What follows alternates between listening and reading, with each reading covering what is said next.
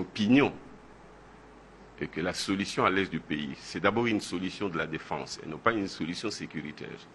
La défense, c'est qu'il faut régler la situation avec le Rwanda. Régler la situation, il faut faire la guerre au Rwanda. Si nous voulons contrôler l'est de la République, il faut faire la guerre avec le Rwanda. Mais pour faire avec le Rwanda, il faut une armée, d'où il faut un pouvoir fort, avec des bonnes finances, occuper le Rwanda, à la limite, annexer le Rwanda au Congo. La solution pouvait se trouver dans le cadre de la CPGL. Tant qu'on ne fera pas la guerre au Rwanda, on ne mettra pas fin aux questions de sécurité. Donc il faut d'abord la défense. La défense, c'est l'option de la défense qui nous permet d'avoir des solutions sur les plans sécuritaires. Pour faire la guerre au Rwanda, occuper le Rwanda, administrer le Rwanda, annexer le Rwanda. La CPGL ne peut se faire qu'à ces prix-là. Les Rwandais, l'élite rwandaise aime tellement le Congo, les richesses du Congo, qu'elles viendront. Exploiter ça avec nous dans le cadre de la CPGL, après qu'on ait réglé. Comment vous pouvez, vous, élite congolaise, vous journalistes, penser qu'il est normal que les Rwandais influent sur la politique congolaise? L'Ouganda influe sur la politique congolaise en disant nous voulons tel plutôt que tel, ainsi de suite. Et que nous ne sommes pas en mesure de dire qui nous voulons comme président au Rwanda. C'est parce que nous sommes faibles. Les premiers défis, il faut les lancer à nous-mêmes. Tant que nous n'aurons pas une armée, et nous n'aurons jamais d'armée si on n'a pas une bonne économie et par conséquent de bonnes finances, pour être en mesure de financer notre armée. Le Rwanda va se discipliner de lui-même. Nous pourrons faire la paix déjà en organisant notre État, d'où les principes de la solidarité qui doit caractériser nos rapports au sein du peuple, au sein de la classe politique.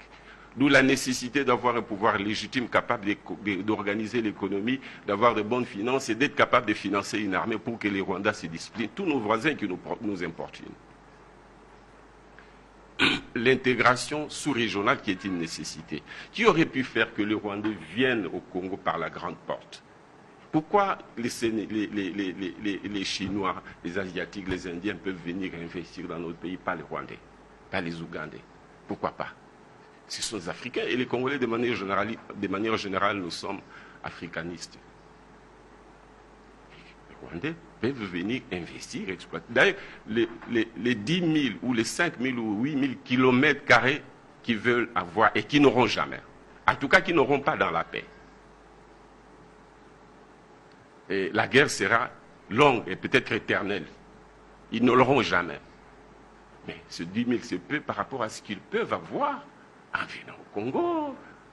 Mais pour cela, il faut qu'un Congo solide qui sécurise les intérêts des communautés, qui sécurise les intérêts des citoyens, qui sécurise les intérêts, y compris des Rwandais, des Angolais et tous les autres compatriotes africains qui peuvent venir au Congo. Il n'y a que dans la paix. Il n'y a que dans les respects mutuels, il n'y a que dans la sécurisation des intérêts des communautés locales, congolaises, rwandaises et autres, que nous pouvons travailler ensemble et mettre à la disposition de l'Afrique, nous Congolais, tout ce que nous avons comme opportunité, mais aussi profiter des opportunités qu'il y a au Rwanda. Pourquoi pas? Alors, pour obtenir ça, il faut faire la guerre au Rwanda. Ce n'est pas en pleurnichant. Peut-être que cette guerre-là ne sera pas nécessaire si déjà nous montrons que nous sommes forts, nous Congolais, et que nous avons la cohésion entre nous.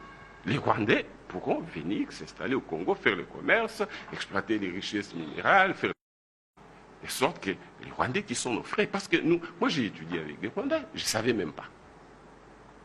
Donc nous sommes toujours bien comportés. Peut-être que le cafouillage qu'il y a dans notre pays oblige les gens, les multinationales, les Rwandais et tous les autres de venir prendre frauduleusement ce qu'ils auraient pu prendre en toute transparence en travaillant avec les Congolais, quitte à ce que la part des Congolais reste au Congo, en l'occupant si c'est nécessaire, en l'exploitant ou en l'annexant au Congo. Pour qu'on fasse un même pays ou une confédération congolaise, ce n'est qu'alors que nous aurons la paix pour que nous puissions développer la sous-région des Grands Lacs.